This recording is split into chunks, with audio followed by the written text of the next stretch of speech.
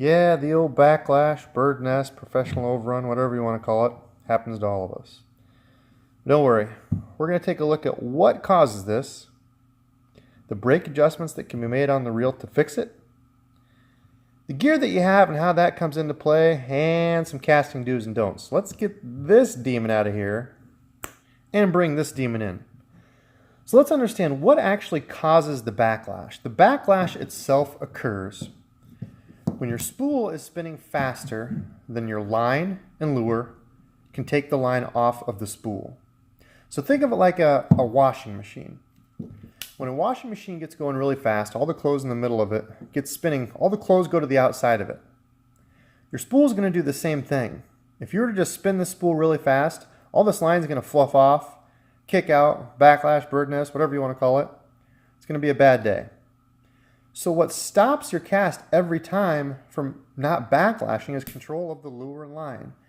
The problem happens when this lure and line are going slower, so things like wind, things like not putting enough thumb pressure on here, things like line selection and line memory. Those are all factors that are come into play on how this line actually wants to come off the spool. So let's pretend I throw this cast out and the wind catches a little bit and kicks it back to me and slows my lure down, but my reel doesn't know that. My reel's still spinning. So it pulls it off, comes to a complete stop.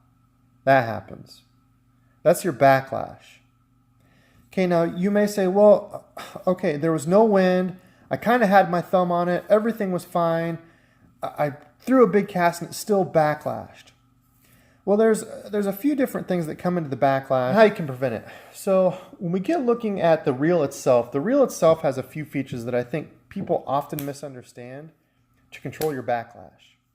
Number one, the first thing is the spool tension knob. So your spool tension knob here is going to put pressure from the inside of this knob onto the outside of your actual spool. It's going to press on it. So think of if you had a drill here spinning just lightly and you were start putting pressure on it with your finger, it's going to slow that drill down.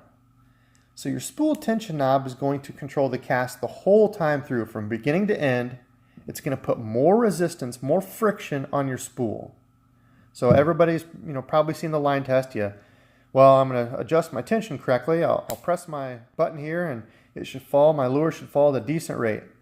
Well, yes and no. Depending on what technique you're using, that may or may not be right.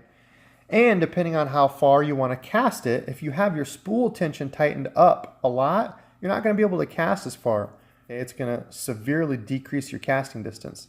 So spool tension knob puts tension on this the whole time. Depending on the reel you have, different reels have different features for the other brakes they'll have. So on this reel, for example, it's got just the external magnetic brakes. And those are all pretty standard these days. Turn it off or max. I usually have them about halfway. Other reels will also have brakes on the inside. So a lot of them these days are going to be on the inside. They look like little hats or pins. And what those brakes do, just like the name of them, centrifugal brakes, as this spool is spinning, those little brakes in there kick out. So they're like this, but when you throw it really fast, just like the whole washer again, it throws those brakes to the outside of your reel. It's going to push on, usually on the inside of this part, there's like a metal ring. It's going to push on that metal ring and slow it down. So those are going to help toward the beginning of the cast. But the most important brake is this brake, the thumb. The biggest mistake I see with new guys learning to use a bait caster is they'll push the button down, cock it back, and throw a big, huge cast and do this. Thumb comes off.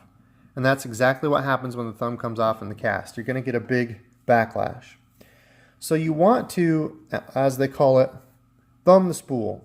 And what that means is no matter where I'm at in the cast, beginning to end, I'm always going to have just a little bit of slight pressure on the spool with my thumb.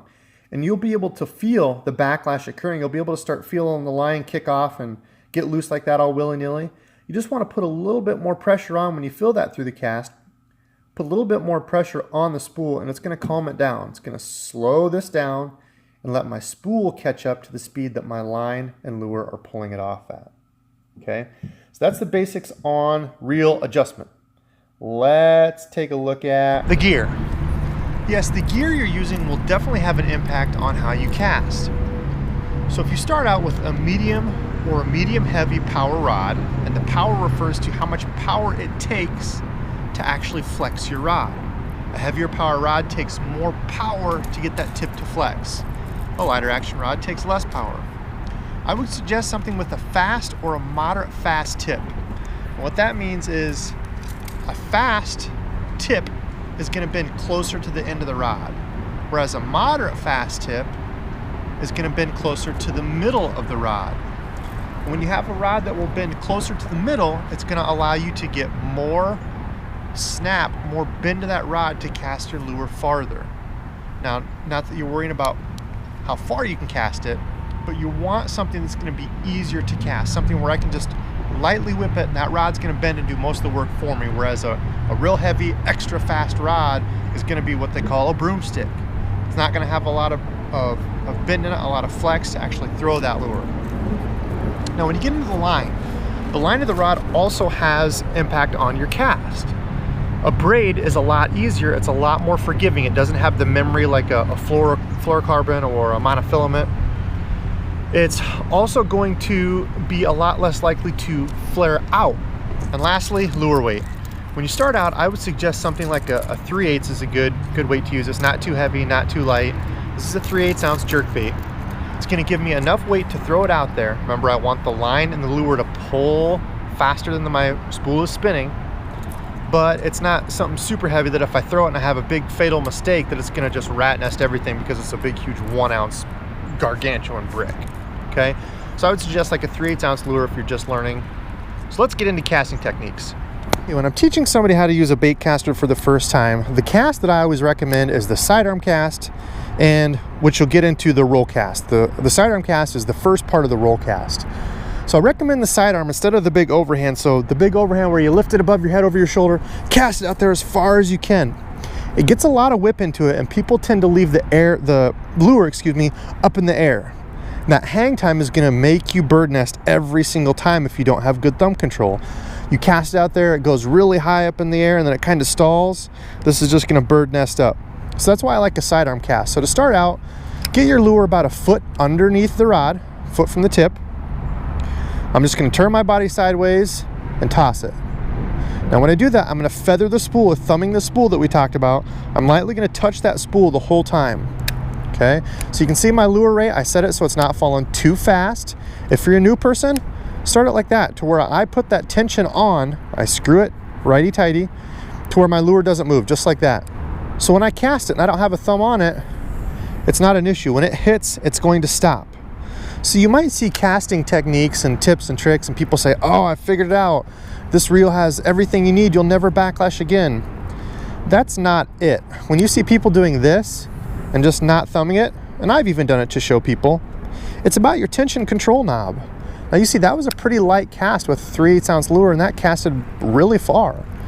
There's no backlash in it. So if you're a beginner, start out here where it doesn't move at all. All right. As you get more comfortable with it, you can loosen that and back it off a little bit to where it starts to fall down. Like right there, it's just creeping down. All right. So as you cast it with that sidearm, it's really just all in your hips starting out and your arms. And I'm just going to toss it sideways. Now you want to make sure that before the lure hits, you thumb that spool and let the lure stop. So it's going to be flying over the water, you thumb it, and it's just going to stop and gently fall in. Just like that. A real gentle, easy cast to learn. Now the reason, again, I say that one is because it's going to go right into your roll cast. Once you get the sidearm down and you're comfortable with just kind of tossing it into a spot, you can add the roll to it. The roll cast, in my opinion, is probably the most used, especially for a bank angler, because you're fishing, sides of banks like this. Maybe I'm trying to bomb it out there, but I'm trying to go for accuracy. I'll take accuracy over casting distance any day. And the roll cast, I'm just going to bring my rod tip around. I'm going to roll the bait and throw it. And it's just going to give me a little bit more momentum on that bait so I can cast it farther. Like that. So same cast, no backlash. I just thumbed the spool, gently held light thumb pressure on the spool, and I got a lot more distance on it. So that's the cast I would always start a new person on. the sidearm cast going into the roll cast. You can get your distance, work on your accuracy. That's really what's going to matter starting out.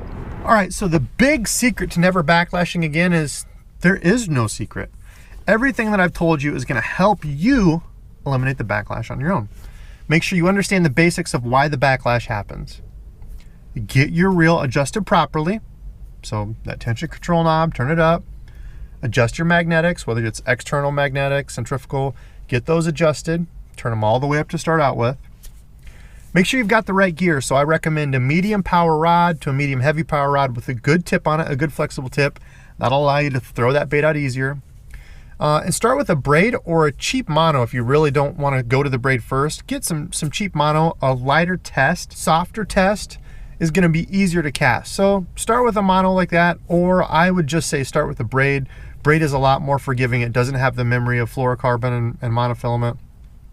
So I would start a new person on braid, casting lightly.